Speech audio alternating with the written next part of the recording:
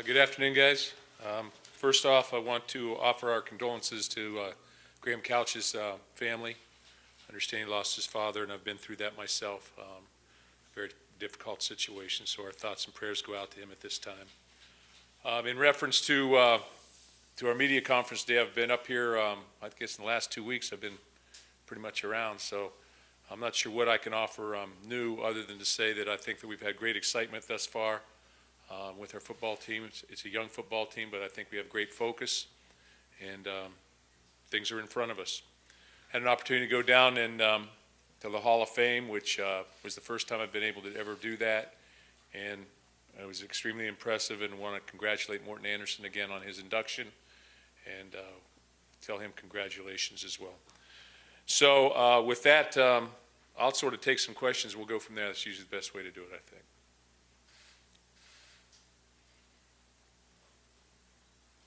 You guys are all out of questions too. Yeah. Can you take us through just that Hall of Fame experience, what it was like? Is that something that you can kind of reflect on some guys with as they, maybe some seniors, especially as they enter this? Yeah, you know, I got there and had the opportunity to go in with some alumni, distinguished alumni of ours. But as I walked in, you know, there's Mike Shanahan over here. There's, you know, this guy over there, coaches and ex-NFL players. As I sat there and watched it sort of unfold, they introduced every single Hall of Famer. You know, I think 100, 105 maybe were there. So, and some unbelievable players that you grew up looking at and watching as a younger person. You know, Roger Staubach or Jim Brown and people of that nature. Joe DeLamielleure was there from Michigan State. But it was just a first-class event in every respect. And if you're a football guy, if you're a football coach, or if you're a football player, or maybe a sports writer who covers that, you know, that's something that I would think would be on the bucket list. I mean, I really never really understood maybe what that was all about until I had and having a real appreciation for it until I was able to go. So it's good.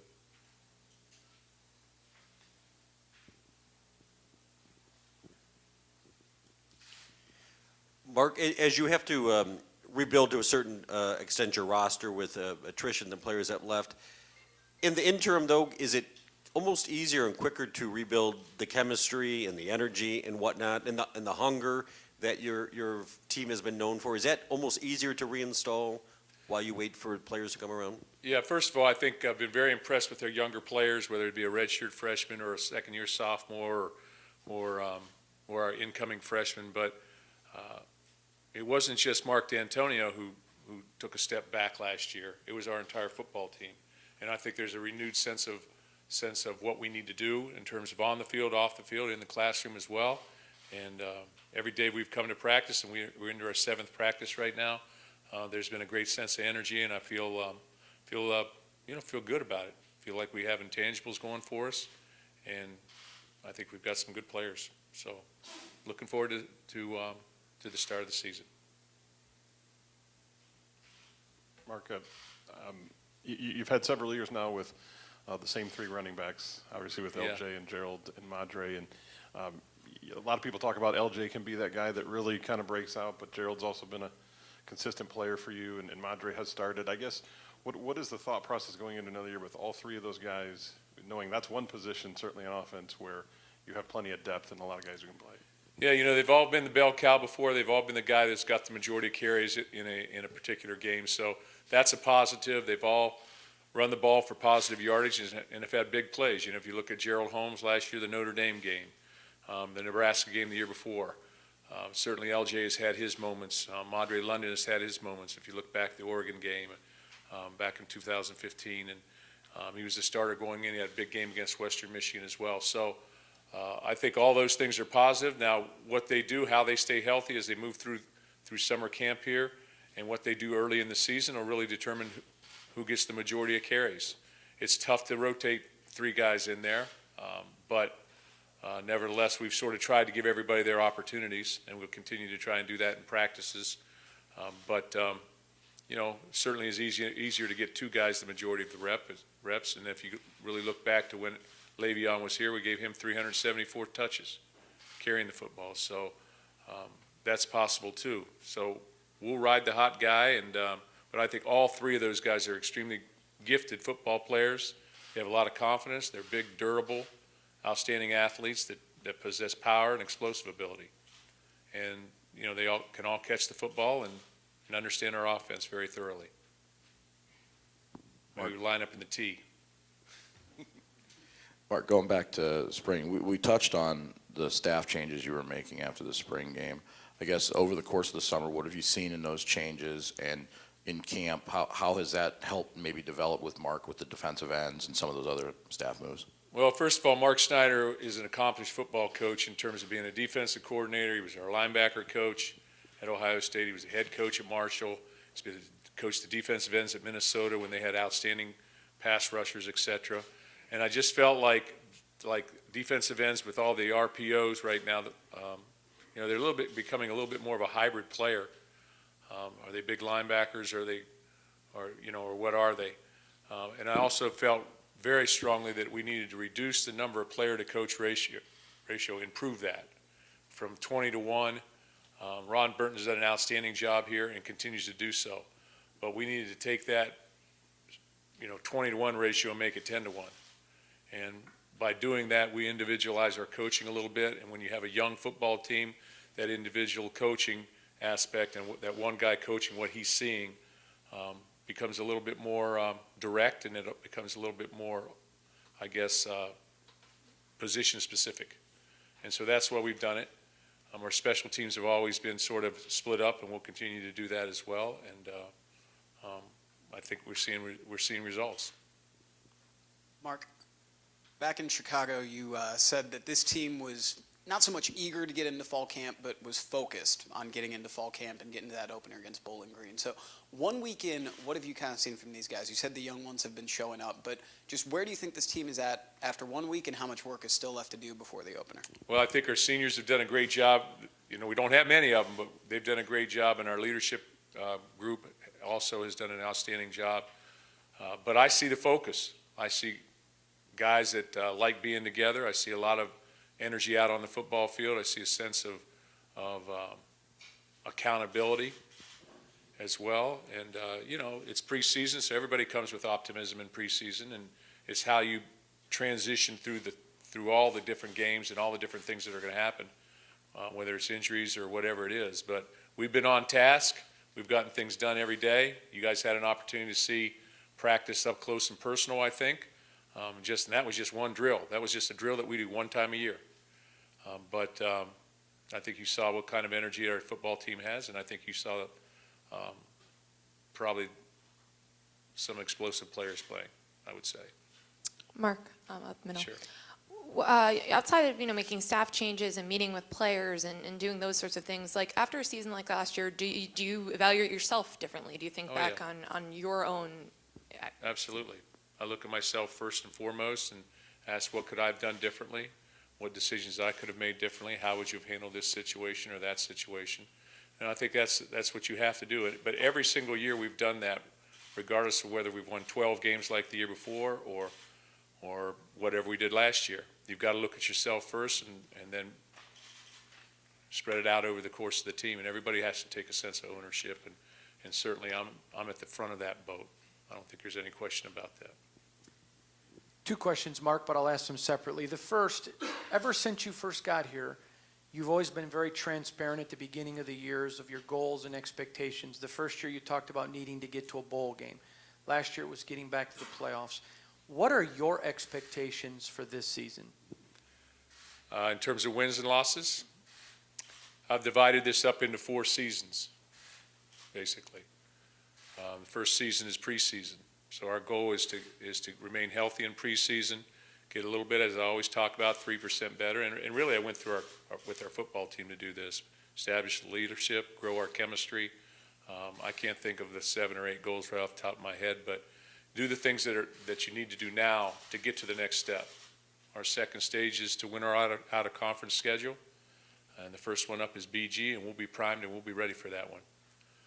The third stage is to go through that October schedule, really, that last September, I think, and then the October schedule. and come clean in that, and then take to the next step in November. And we've always played very well in November, but November is when you win a championship. So it's always been like that. I'm not going to pump us up and say we're going to win X amount of games, or diss us and say we're going to win this amount of games. What I will say is that we have an opportunity to play every single game and win, which has been the case here. That's been the case here really since I've come. We've been extremely competitive, and games hang by a thread. And when you find the inches, you win the games. So the focus is to find those inches every single game, and you've got to go deep into your depth chart to find the inches sometimes. You also have to find those players that are going to give you those inches. So that's what we've been able to do here. That's been the plan. But we play a very competitive schedule. We play in a very competitive conference. Win the East is what we need to do to get to a Big Ten championship game, and that's when things start to happen for you. So our goals are high. They always will be high. I'm not going to sit here and say we need to win X amount of games. But our goals are always going to be extremely high, and it's going to come down to how you play in the third and fourth quarter, sometimes just in the fourth. That's been if you really look at us last year, that's what happened. How did we play in the fourth quarter? We couldn't close out games, or we couldn't finish, or we couldn't get those inches. Secondly, there's been so much talk about last year. This year, you're a week in. What are you most pleasantly surprised by with this team, Mark? This week, you're saying after one weekend? I think I'm most pleasantly surprised about how many good players we have, quite honestly. We lost some players. We lost some good players. We lost some other players who weren't going to play for us. We got some very good football players in this freshman class, and you're going to see guys like Matt Dotson play. You're going to see guys like Kevin Jarvis and Jordan Reed play. You're going to see Cody White play and Hunter Rison play. You're going to see Antoine Simmons play. And those guys, you're going to see Jacob Panasuk play. Those, just right off the top of my head, those are true freshmen that are our football players, very good football players. And there's some other guys too there I'm probably missing, but it looks like those guys are taking a step in filling some of those positions that probably are a little bit light in terms of depth. Jack Camper as well, probably. Mark, you, right here in the aisle, you made the remark early in the offseason that you kind of felt like a first-year coach again after what you went through last year and kind of trying to build that up again. And I'm wondering, are there similarities to when you first came here as far as the road that you see ahead, as far as in the task that you have to do? I think there's some similarities. We do not have an experienced football team. I should take that back. We have experience, but we're young. So I don't know how that shakes out. We had a large group of seniors last year, so we were going to be young any way you cut it. But because of that, I guess you'd say, okay, you feel like a new coach. But we have, I think, 15 committed guys right now, all our outstanding players and students, and I'm very impressed with those guys, impressed with their trust. And then we have a young group of people that, when you look at our defensive line situation, we have one senior, two. But we have one senior in the two deep. When you look at our linebackers, I think we have one senior in the two deep, maybe two. One's on the fringe. So we're young. Offensive line, one senior. Running backs, one senior. Wide receivers, 0 seniors. Tight ends, 0 seniors. Specialists, 0 seniors. So you've got a very young football team, and that bodes well for the future. Now, you got to grow up fast, and that's the exciting thing, because when you're around youth, relatively speaking, there's a lot of excitement because people are doing things for the first time, and they're having opportunities to play a little bit earlier, or maybe they've gotten a touch of things last year, and I think that those things are exciting for our players to grasp and to be able to move forward with. Coach, in the back here, back row cameras. Yeah. How much does this program flourish, with the chip on the shoulder mentality when people maybe are writing them off? And with hindsight being 2020, did your guys get away from that a little bit last season, and is that back? Well, we're going to find out, but I've always thought the chip on your shoulder comes from the competitive nature that you have as an individual. It's not not spoken against a particular opponent. It comes from within, and you bring it forward every single day that you come to practice and every single day that you go to a game. That's what we need to have, and that's what we've had. As far as last year's football team, we had extremely high expectations. They should be high. We're coming off of 3 years of what I would say maybe 3 of the finer years that they've had in Michigan State history, maybe. I think 36-5. So the expectations needed to be high. We ran into some problems, and I've talked about this before, whether it's injuries or whether it's, depth issues because we had some young players playing or whatever the case. Played some good football teams, and we didn't get it done. But I sense that our attitude has always remained that we're going to win with toughness, we're going to win with effort, and that's what we're going to. That's where we will always start. And if they call that a chip on the shoulder mentality, but you win with toughness, you win with effort. The same way Coach Perlis won here, same way. The same way, we won when I came here with Nick Saban. The same way, and the same way we won when I came here personally as the head coach. So those things will remain intact. I can assure you of that. Do you feel like you're coaching to prove yourself in a different way than you have the past few years with your job security and making a point about what you've built here in the past? I don't feel, I think anywhere, first of all, in college football, you're always going to be a little bit under pressure. That's the game. That's the game that we play. Didn't have a good year last year, so here they all come. I feel like we're a good football. I'm a good football coach. I feel like I have good coaches here. I feel like our players believe in what we do, and we're all in. And that's the first step. I feel like I'm supported by our administration, and take it from there. But I'm secure in my life, and like I said before, I'm not going to be defined here in the end by how many wins and losses we have. Inevitably, you're going to be defined on how you handle the program in the down times as well as the up times.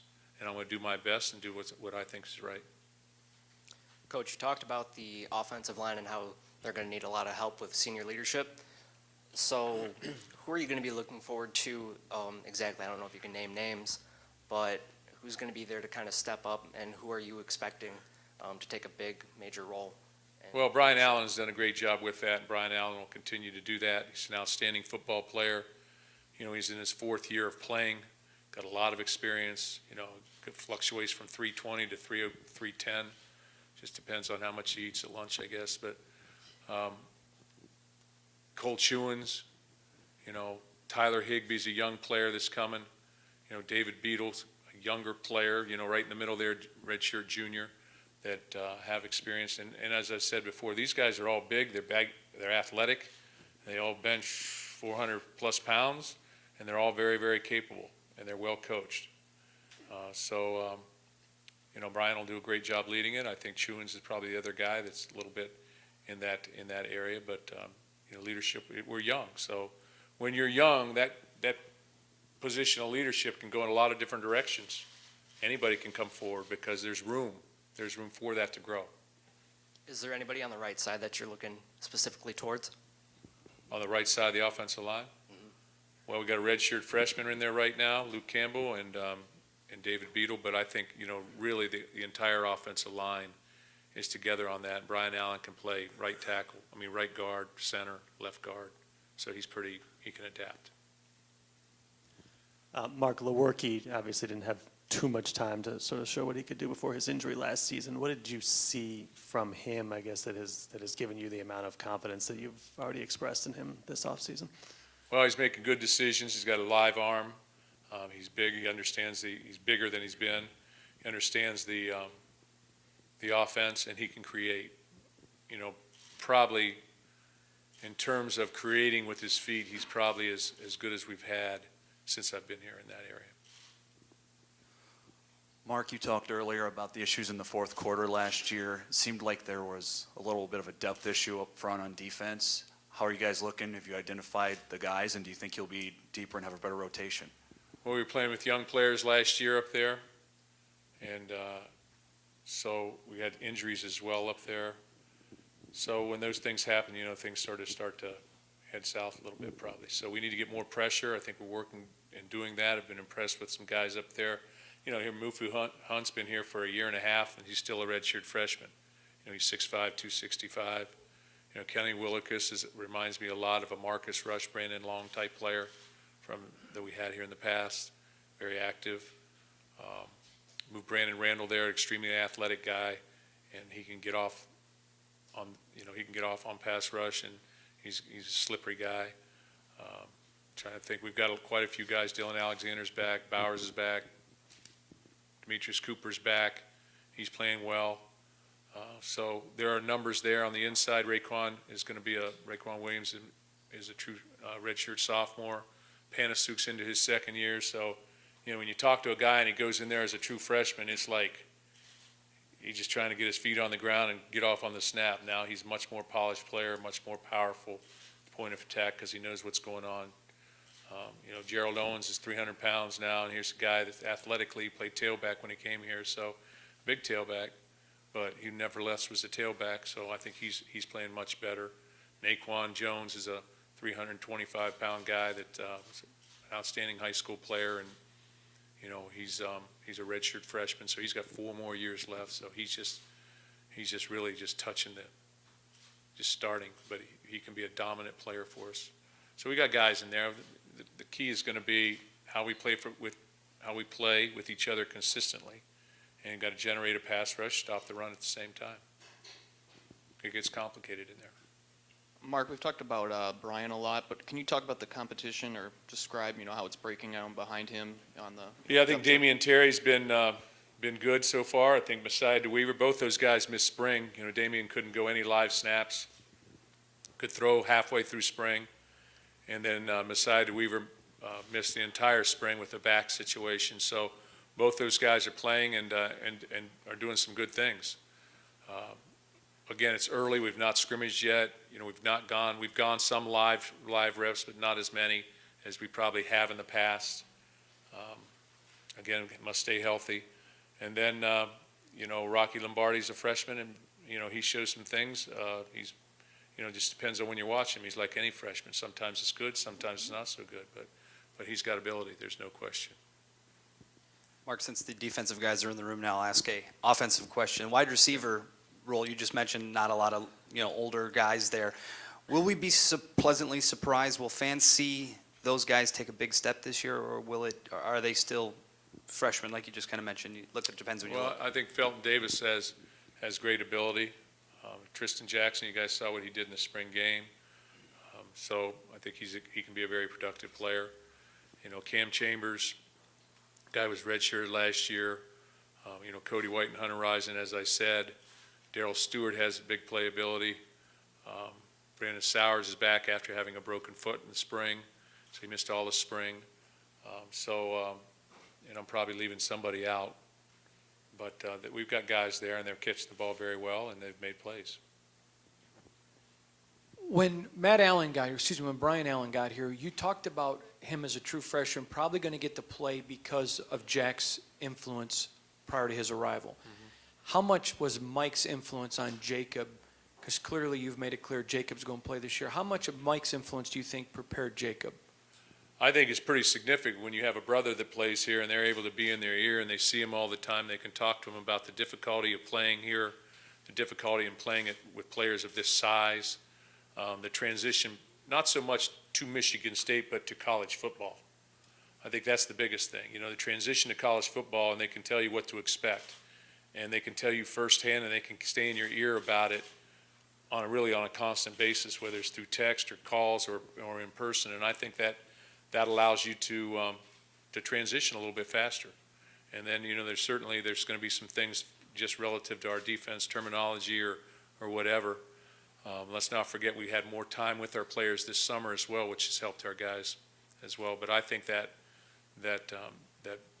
brother relationship goes a long way in terms of how true it is. Coach in the back, how frustrating can the "what have you done for me lately" mentality from the fans and the media be at times when you're in your position? You know, I go around this state, whether it's walking into Home Depot or whatever, okay, And I feel extremely supported in this state. There is not one person that's come up to me and said something in a negative fashion. It's always been praying for you. It's always been supportive, very supportive. And our Spartan fans they want to win. They want to win. I want to win just as bad or worse. So, it's been fine. It's been good. Whole Foods, Home Depot, Myers. Where else? Where else should I go? McDonald's, maybe? Just checking. Yeah, I go to McDonald's. Just for breakfast on occasion. Okay. Hey, Mark, I'm wondering over here to you, how often or how much do you feel compelled to reference with your team the lessons of last year, what happened last year? Do you bring up examples and say this is what we can't repeat? How often does that happen? I think everything that you have, you use. Every experience that we've ever had here, whether it's winning a championship or going 3-9, I hate saying it, it's got to be used as a way to go forward. Everything that we've experienced off the field, it has to be used as a way to go forward in a positive direction. And if you use it in that regard, those things can be positive reinforcement. If you use it as a negative reinforcement or fear factor, then I don't think it's good to do. You have to say, these are the things that we gain knowledge of. You have to talk about some of the things that went down last year, and you have to change some of the ideas maybe that I have or we have or whatever, but because there's always going to be lessons learned. There's lessons learned, that's part of experience. That's part of the growth process that we're all going to experience, and I don't think you ever stop growing. I mean, I'm sure there was some point in time where you guys figured out how to use Twitter, where maybe you didn't 6 or 7 years ago, and I certainly did. Okay, but so there's always that learning curve that we're all going to experience in anything that we do. So, and that's the way we've chosen to go. So yeah, we bring up examples of this or that, but more often than not, we talk about things in a positive manner, or we look to lessons learned in a positive manner and not be direct. Our culture at Michigan State is good. Our culture is good. You come and you spend time around our football team and our players, you get the feeling about what's going on good in college football and at Michigan State. And we have outstanding young people here, and they're going to do a tremendous job. We're at the JDRF walk in the midst before practice on Saturday. 12 to 15, I think 12, 15 guys, but our 12 best players, our 12 leaders were at the JDRF walk. It wasn't our 12 guys who were at the bottom of the depth chart. We took meeting time and we went over there and did that. It's a positive for Michigan State football, and we'll continue to do things in that area. Jake Hartbarger is a guy with a cannon for a leg. Is he a guy, Mark, especially on a team where you are very young and it's in a little bit of a rebuilding mode, not total, where his cannon now needs to really come, and now that he's entering upperclassman status, you expect to see that? It's interesting because when you look at our special teams, we're extremely veteran special teams unit. Not so much a kicker, but at punter, at snapper, and all the players that play on the punt team and all the players that play on the kickoff team and all these different things, these other different areas. We're an extremely experienced football team. We lose R.J. Shelton, we lose our kicker, okay? But other than those guys, the majority of our players are back and played a lot of football and started on those things. Jake has outstanding ability. Yeah, he needs to be a big foot. He has the ability, and but it's like a golf shot. If you try too hard sometimes, as I do, things don't work out, okay? But I think he has great ability, and I think right now he's punting with a lot of confidence. Thanks, Coach. Thank you, guys.